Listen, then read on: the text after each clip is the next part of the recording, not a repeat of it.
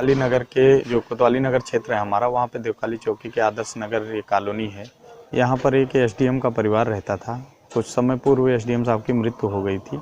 उसके बाद से उनका परिवार यहाँ रहता था। तो आज मोहल्ले वालों ने सूचना दी कि साहब इस घर से बदबू आ रही है और जो इस परिवार में परिवारी जन रहते थे उन लोगों को नज़र नहीं आ रहे हैं करीब 15-20 दिनों से। इस सूचना पर हम लोग आए यहाँ पर।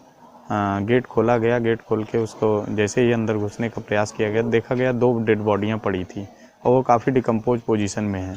तो दोनों डेड बॉडियों को कब्जे में लेकर के पोस्टमार्टम के लिए भेजा जा रहा है। साथ में उसी कमरे में एक और महिला लेटी हुई थी, जिनको कि बताया जा रहा है कि एसडीएम साहब की बेटी हैं। उनकी भी मानसिक स्थिति ठीक नहीं लग रही है, वो विक्षिप्त लग रही हैं। तो उनका भी मेडिकल करा कर के विधिक कार्रवाई करवाई जा रही है। अयोध्या मंडल की खबरों से अपडेट रहने के लिए अवध ग्राम्य वार्ता चैनल को सब्सक्राइब करें और हमारी खबरों के बारे में अपने कमेंट ज़रूर लिखें।